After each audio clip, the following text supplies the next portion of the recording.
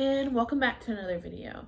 So this video is gonna be a little different than what I normally give you. This one's gonna be more of kind of an educational video, and I'm gonna try to talk you through it. I'm going to link a whole bunch of resources below that I found, and so you can read a little more in detail, because I'm going to go over it just kind of vaguely and how it applies to my life and me. Just because I want to help someone else who might not have this verbiage have this verbiage. I found this verbiage out from TikTok, so I will say that I'm not sure who on TikTok I heard say it, and I can't find the video, so I apologize. If it's you, just let me know, and I will give you credit totally. But this theory actually was created by someone else. So today we're going to talk about the spoon theory. The spoon theory basically says that every person has a number of spoons, and once your spoons are gone, they're kind of gone. Personally, I have very few spoons, I feel like, and it's so easy to explain when I go, it's easy to go, I don't have the spoons to do that right now. I don't have the spoons to deal. And my sister and my mother understands now that I can physically do that. Mentally, I cannot handle that task right now. Right now, I just need to go home and veg out on my couch with a book. Like, I've had enough. Like, no spoons left.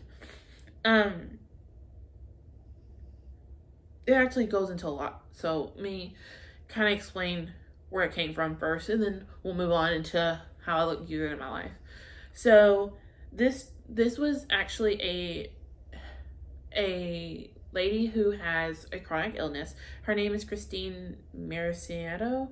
I'm put it in front of me, like I'll put her name like here. Editing Destiny, like right across here. That way you can read it. But she used it to explain the limitations of energy that someone has who's dealing with a chronic illness. And it became this huge thing. She has a whole tribe of spoonies that, sorry about other baby, her baby, that are a part of this, and that she is, like, that she helps. There's a whole PDF for it and everything. For me though, my spoons don't have to do with chronic illness, it's mental health. So I always explain it. Have you ever had one of those days where you're not physically tired, but you feel exhausted? Like you cannot do anything else. All you need to do is lay on the couch and not move. You're out of spoons. So everyone's spoons do different things. For me, I can only speak to my personal experience.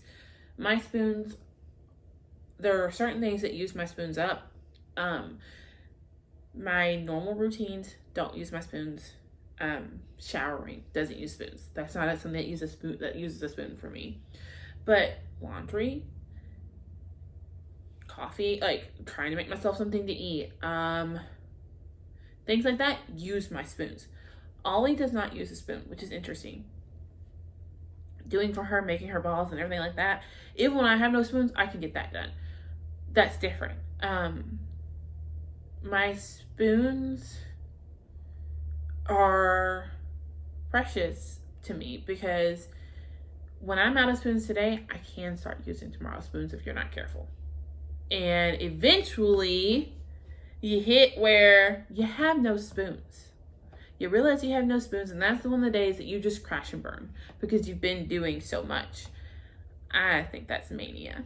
Mania is when you run through all your spoons, use them all up, and you're going, and then depression freaking hits you because you used all your spoons and you have nothing left. Again, this goes in much more detail. I'm doing very vaguely here of spoon theory. But there's also a fork theory that kind of develops into it too. It relates to triggers.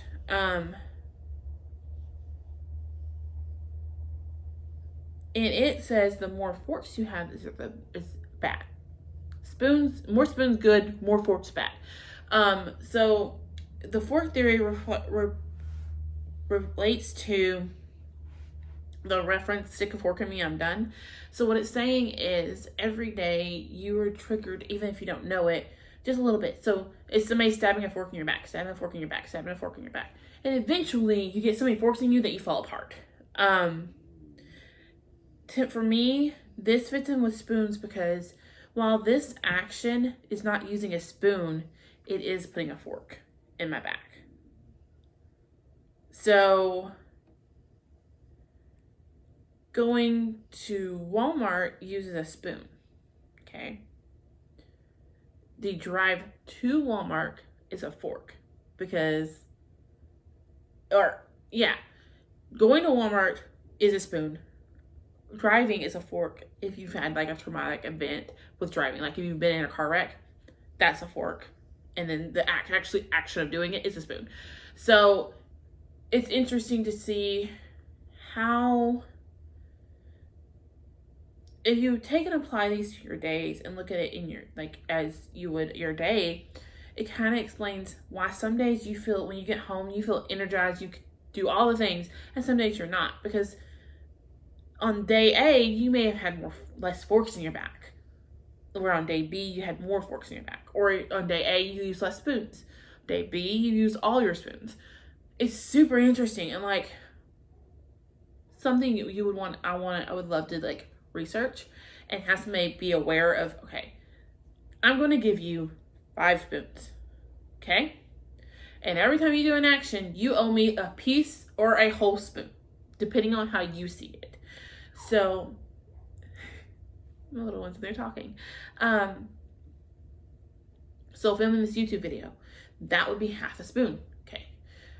If I film another one after this, that's another half a spoon. That's a whole spoon gone for the day. You know? And so it would be interesting to do a research study on this. It also relates to fucks. You ever heard anybody say, hey, I don't have any fucks to give? It relates. So, when you have spoons and you have fucks, that's your mania state. That's when you get everything done. Everything's getting done today because I have fucks and I have spoons. When you have no fucks, but you have spoons, things might get done because you just don't care to do any of it. You can, you just don't want to, or you don't care to. No spoons and you have fucks, that's anxiety. That's the moment when you're sitting at home going, I need to do dishes, I need to do that, I need to do this, I need to do that, and I can't do any of it. And you're very anxious and upset with yourself because you have no spoons, but you have fucks. No spoons, no fucks, that's when you stay in bed and read. At least that's how I do it. If I have no spoons and no fucks, ain't shit getting done. Ain't shit getting done in my house. I will leave. There's a whole little chart I made. It's going to get her in my head. So, all of this kind of is just a way to explain who we are as people, and how energy works, because we are energy and every action you do expels a little bit of that energy. Ollie, I learned the other day, when she gets super excited, she puts her hands in her mouth. It's the energy, she's trying to release some of that energy, so she puts her hands in her mouth. When she's sleeping, she will kick and move and like she does her head like this, but only when she doesn't have her pacifier, because she's trying to let some of that energy out. And it's super interesting, like spoons relate to energy. And so to watch my 4-month-old try to burn some of that energy because she has too much, it's super interesting to me. But the spoon theory is an easy way to explain that while physically I'm not tired, I do not have the energy to deal with this. I do not have the capacity to deal with this. Another way to look at it is your cup. You pour a little bit of your cup out every time you have to deal with something. And eventually your cup's gonna be empty. A friend of mine and I talked about that last night. Friday, I had dealt with a lot. I'm an introvert. I don't do people very well. And Friday was my cousin's gotcha day for her baby. She adopted her little girl, Ellie Mae. Eliana Grace is her name. I call her Ellie Mae. Have you ever seen the Clampets? That's who my cousin Kristen is. We had called her Ellie Mae all of her life because she was Ellie Mae Clampett. And now she named this child Ellie. So she's Ellie Mae. And we had went to the mall and just, I had it off. I had no spoons left. My cup was empty. And we had talked about before that, about finding the person who pours into your cup, not pours out of it, not pulls out of it. And she, for me, is that person. She and my best friend are the people who pour into my cup. And I don't ask for help. I don't ask for anything like that. I got it. I'll figure it out. That's literally usually, it is what it is. I will figure it out. Come hell or high water, I will figure it out. And so I reached out to her and we had a conversation because she didn't answer. And so we had to have a conversation and everything, but we realized that both of our cups were empty and we are each other's person that pours into the cup. And so in that moment, we couldn't pour into, there was nothing left to pour. And it was like, we have no spoons left. I can't give you a spoon because I don't have a spoon. My best friend came up Saturday and poured into my cup. She is the best thing ever. I get to spend all weekend with her this weekend. I'm so excited. I'm taking off Sunday and we're going to get drunk and watch Hallmark movies. It's going to be so much fun. But she and I, she poured into my cup. And the other friend called and asked me to come up to see her. And I knew she needed me. I could tell. I could tell. And me and my best friend were talking about it. She didn't want me to go. She wanted me to stay and blah, blah, blah, blah. And finally I was like, no, let's reschedule for next weekend. I'm going to go. I'm going to take her Christmas present and go. And I was able to lend her spoons that my best friend had given me without realizing she had given me spoons. And it takes this spoon theory into a deeper meaning and deeper, we're coughing. Takes this spoon theory into a deeper meaning and a deeper place, because it goes into how do you recharge. That's where I'm gonna leave this video. How do you recharge? What is your answer? I recharge by spending time alone, time with my tiny human, which is time alone, time with my best friend and my other friend. That's usually how I recharge. How do you recharge?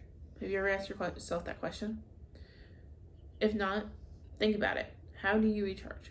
What do you do on the days that you just feel exhausted? Like if one other thing needed your attention, you would go crazy. How do you come back from that? What do you do? I used to run. I would like to get back to that. I used to run. Like I would get so frustrated and feel so down and depressed that I just ran it out. I kept running until I no longer felt that way. And it worked for a while. But yeah, let me know. And I will see you on my next one. Bye guys.